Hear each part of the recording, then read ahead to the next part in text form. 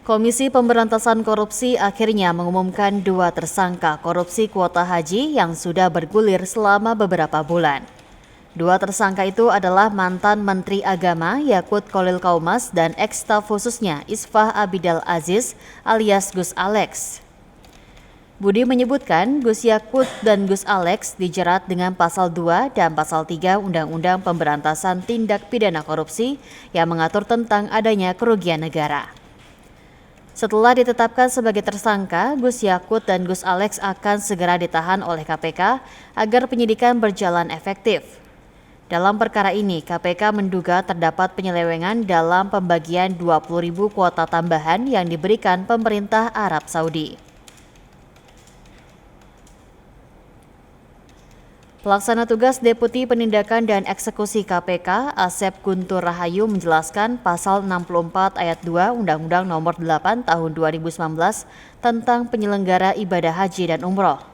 Diatur bahwa kuota haji khusus ditetapkan sebesar 8%, sedangkan kuota haji reguler ditetapkan sebesar 92%. Dengan demikian, 20.000 kuota tambahan haji itu harusnya dibagi menjadi 18.400 atau setara 92% untuk haji reguler dan 1.600 atau setara 8% untuk haji khusus. Namun, dalam perjalanannya aturan tersebut tidak dilakukan Kementerian Agama. Semestinya pembagian yang sesuai dengan aturan adalah 92% dengan 8%, tetapi Yakut dan anak buahnya membagi sebesar 50% untuk haji reguler dan 50% haji khusus.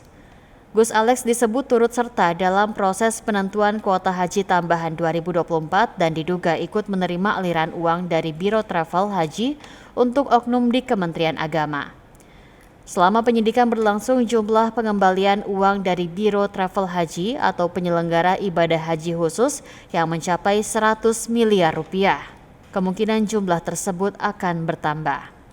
KPK menghimbau agar seluruh PIHK dan Asosiasi Biro Travel Haji tak ragu untuk mengembalikan uang yang berkaitan dengan kasus kuota haji. Kuasa hukum eks-Menteri Agama Yakut Kholil Kaumas, Melissa Anggraini menyatakan menghormati penetapan tersangka terhadap kliennya dalam kasus dugaan korupsi kuota haji 2023 hingga 2024 di Kementerian Agama. Melissa mengatakan sejak awal proses pemeriksaan, Yakut bersikap kooperatif dan transparan dengan memenuhi seluruh panggilan serta prosedur hukum yang berlaku. Melissa menegaskan bahwa dalam proses hukum, setiap warga negara memiliki hak-hak hukum yang dijamin oleh undang-undang termasuk hak atas perlakuan yang adil dan prinsip praduga tidak bersalah hingga adanya putusan pengadilan yang berkekuatan hukum tetap. Dia mengatakan tim penasehat hukum akan mendampingi Yakut secara profesional dan bertanggung jawab, serta menempuh seluruh langkah dan upaya hukum yang diperlukan sesuai dengan ketentuan peraturan perundang-undangan yang berlaku guna melindungi hak-hak hukum.